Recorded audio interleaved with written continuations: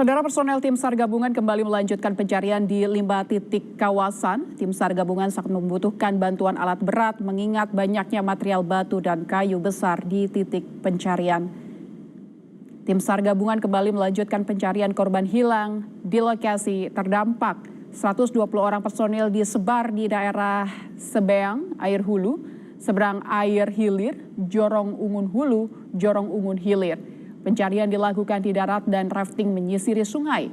Mengingat kondisi medan pencarian yang dipenuhi bebatuan dan gelondongan kayu besar, saat ini tim SAR gabungan sangat membutuhkan bantuan alat berat untuk optimalisasi. Meski sudah diajukan, bantuan alat berat belum terrealisasi. Tim sudah menandai beberapa titik bebatuan dan kayu besar yang dicurigai adanya tertimbun korban agar nanti saat alat berat didapatkan akan memudahkan proses evakuasi.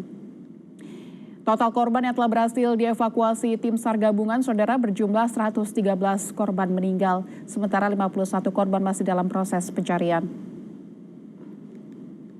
Ini tingkat kesulitan kita itu adalah salah satu dukungan alat berat.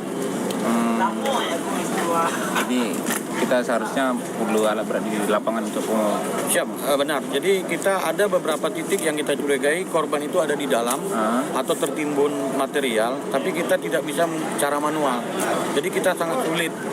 Untuk permintaan kita sudah terus sampaikan ke SMC bahwasanya itu kita butuhnya adalah alat berat untuk membantu proses pencarian. Akses listrik masih terputus di beberapa wilayah di Sumatera Barat dan kini kita telah bergabung dengan General Manager PT PLN Persero WID Sumatera Barat. Ada Pak Ajrun Karim. Selamat siang, Pak Ajrun. Selamat siang, Mbak Lintang. Ya, Pak Ajrun, hingga saat ini kita ketahui listrik ini menjadi hal yang sangat krusial, yang sangat penting untuk didapatkan oleh warga terdampak banjir dan longsor di Sumatera. Saudara-saudara kita membutuhkan akses komunikasi untuk mengabarkan keluarga, begitu untuk meminta bantuan. Bagaimana peran PLN, Pak, untuk dapat memasok aliran listrik ke wilayah korban terdampak, Pak Ajrun? Baik, terima kasih Mbak Lintang. Sebelum menyampaikan, saya ingin menyampaikan yang pertama, alhamdulillah kondisi di Sumatera Barat masih lebih baik daripada yang terjadi di Sumatera Utara dan di Aceh. Jadi hampir seluruh fasilitas inti induk PLN dalam kondisi baik, yaitu pembangkit dalam kondisi aman, 21 gardu induk dalam kondisi aman, dan jaringan utama dalam kondisi aman. Tapi yang terkena adalah ada beberapa, total ada 2.302 gardu yang kena, bukan gardu induk, gardu. Dan total pelanggan yang terkena adalah sekitar 270.149 pelanggan pada 74 penyulang. Total penyulang yang ada di Sumatera Barat 389, yang kena 74. Terhitung sejak Jumat tanggal 29, itu kita mulai perbaikan karena kondisi cuaca sudah mulai reda, sudah tidak ada hujan. Dan kita menyadari bahwa listrik menjadi salah satu instrumen komponen pokok yang dibutuhkan selain air dan komunikasi. Dan kita berharap listrik bisa segera mungkin masuk ke daerah-daerah yang terdampak, yang tersebar 15 dari 19 kota kabupaten yang ada di Provinsi Sumatera Barat, Mbak Lintang. Baik, tadi Anda menyebutkan Sumatera Utara sudah jauh lebih baik begitu ya Pak untuk pasokan listrik ya. Lantas sejauh ini upaya apa yang digeber oleh PLN untuk tadi menyalurkan listrik ke Sumatera Barat, mungkin di Aceh juga Pak? Baik, saya kebetulan membawa wilayah Sumatera Barat, Mbak Lintang. Jadi kondisi di Sumatera Barat saat ini dari total yang terdampak ada 7 titik segmen. Total kalau pelanggan secara jumlah penyulang sudah menyala semua. 389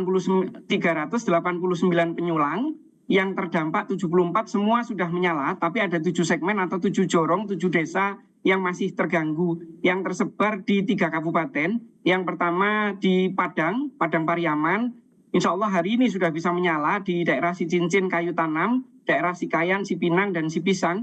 Insya Allah mungkin siang ini sudah bisa menyala karena kita sudah bisa mendirikan 15 gawang dan 16 tiang dan sudah terpasang traves dan trafo. Insya Allah tinggal penarikan jaringan.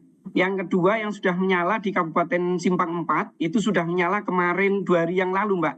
Kalau sekarang hari Jumat sudah menyala hari Rabu sore, alhamdulillah. Dan yang sudah menyala lagi di daerah Agam ini ada total ada 7 yang sudah menyala, per hari ini ada 5, yaitu pertama di Jorong Pantah itu di Kabupaten Agam sudah menyala, di Jorong Malala sudah menyala, di Balingka sudah menyala 3, 4 di Simpang 4 tadi sudah menyala, sama di Kecamatan Maninjau di Kelok 22 itu sudah menyala. Menyisakan 2 yang kita berharap sesuai dengan arahan Bapak Menteri SDM kemarin kunjungan ke Palambayan, diharapkan bisa menyala hari Jumat ini, yaitu 1 di Palambayan di Kabupaten Agam yang merupakan titik terparah, dan 1 lagi di Desa Anduriang, Sicincin, Kayu Tanam, Kabupaten Pariaman.